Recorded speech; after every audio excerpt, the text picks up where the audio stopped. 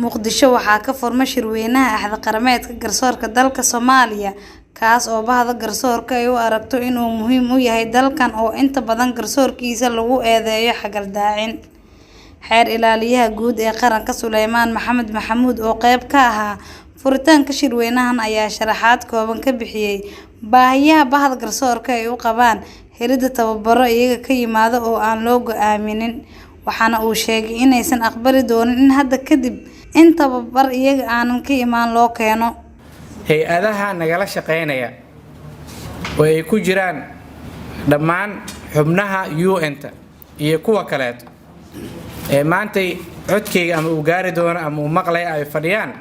waxaan rabaa inaan u sheego dawladda Soomaaliya ee xubnaheeda ama wasaaradda cadaalad ha noqoto ama ha noqoto xeerlaalin maxkamado in ay ka midaysan yihiin in ay tababarku anaga naga yimaado maanta laga bilaabayna aanan aqbali doonin inay cid noola timaado tababar anagu aanan design gareen go'aan aanan ka gaarin baahidiisana uusan ka imaanin cid ay khusayso dacayaadka iyo sheekooyinka kale laga yaabo inay cid kala fiirsana in maanta goobjoog laga wada ahaado ay maqlaan in macadkan tababarka garsoorku uu yahay wax ka yimid garsoorka ayagana laga rabo sida maanta ay INL iyo IDLO noola facilitate gareynayaan shirkan inuu dhaco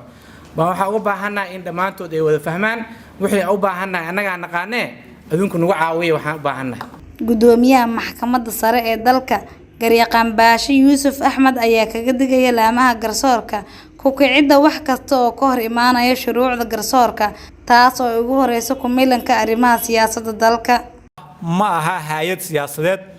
mana saameeyaan arrimaha siyaasadda ee siyaasiyiintu inta badan ay isku hayaan laakiin waa hay'ad sharci oo ka madax bannaan wax kasta oo siyaasad la xiriira oo arrimaha siyaasadda taas baa markaa keenaysa in garsoorku uu yeesho xiriir wanaagsan oo qurux badan waxaynu soo baahanay inaynu xiriirkaasi si xoojino waxaynu u baahanay inaynu noqono daweeyayaasha khilaafaadka siyaasiyiinta u dhaxeeya taas baa la inooga baahay waxaynu u baahanay marna inayna inaga ina saameyn wax kasta oo arrimo siyaasadeed ah oo siyaasiyiinta soo kala dhaxgala waayo waxaynu kala nahay laba waaxood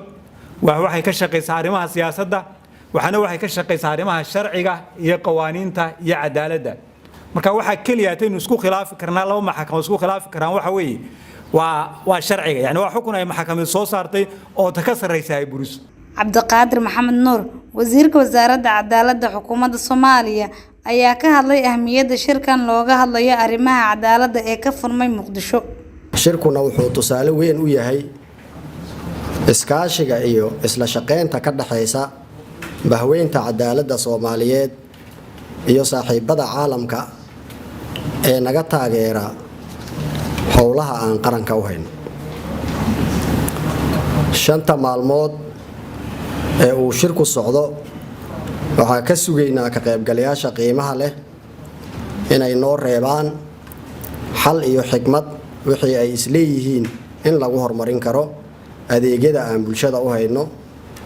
iyaga oo mar walba wax lagu saleynayo aragtiyada cilmadeed ee la waafajinayo duruufaha u gaarka ah dalkeena Soomaaliya. Inkastoo aad moodo in hanaankii garsoor ee dalkan uu ku yimid isbedel haddana waxaa muuqanaysa in weli ay taagan yihiin eedeymihii dusha u saarnaa laamaha garsoorka dalkan ee ku saabsaneed u gar-eexida dulmifale dhaqaale gacmaha ku sita waxaadna moodaa in shirweynahan maanta furmay iyo kuwa ka horeeyay looga hortagayo